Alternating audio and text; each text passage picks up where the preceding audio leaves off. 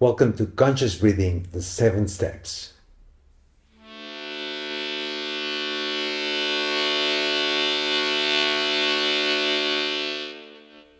In step 3, we're going to see how we can relax on demand using a simple but highly effective breathing pattern. In step 2, we talked about the autonomic nervous system and how breathing can influence both our body and our mind. Now, our autonomic nervous system has 2 modes of operation, the sympathetic and the parasympathetic. The sympathetic mode, known also as fight or flight, prepares our body for action, for perceived danger, for high energy situations. The parasympathetic mode, known also as rest and digest, helps the body recover and creates a sense of safety, calm, and relaxation. Normally, the body, the mind, and our daily habits help regulate and balance these 2 systems. However, stress can sometimes push us towards one mode more than the other, usually the sympathetic mode. It's not really an on and off switch, it's more like a gradual transition. When we stay in the sympathetic mode for too long, our body has a harder time to relax and can eventually end up in a state of chronic stress.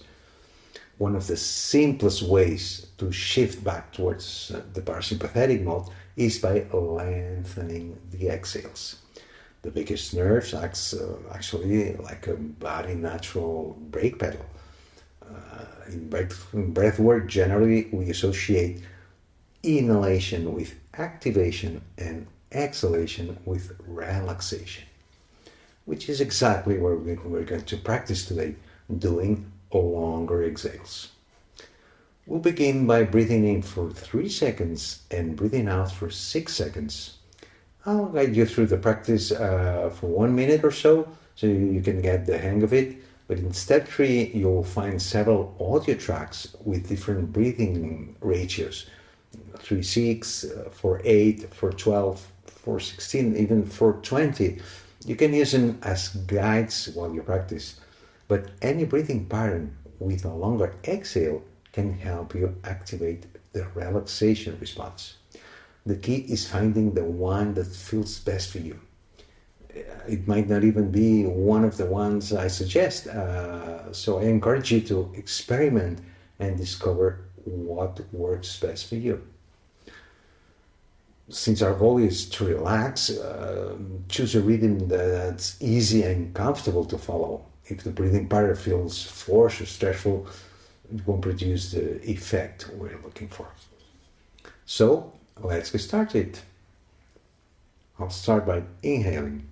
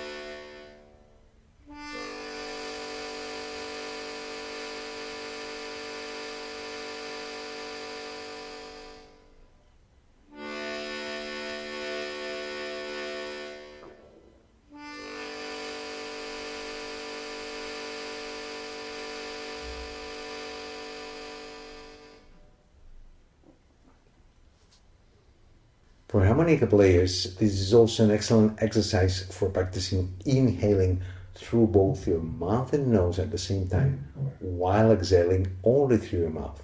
This is what Joe Feliska calls the nose pull. While playing harmonica, maintaining an optimal amount of air in your lungs somewhere around middle range, helps you play more comfortably and with a greater control. You should try to keep the volume as even as possible throughout all the exercise. We're inhaling and exhaling the same amount of air always. The inhale here, in this case, is shorter than the exhale.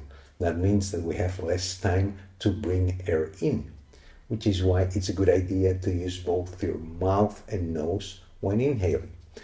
During the exhale, however, you should only release the air through your mouth.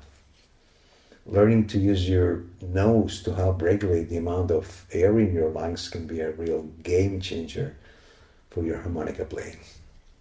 And that's all for now. I'll see you in step 4. Breathe to be happy, breathe to be healthy, breathe to be happy.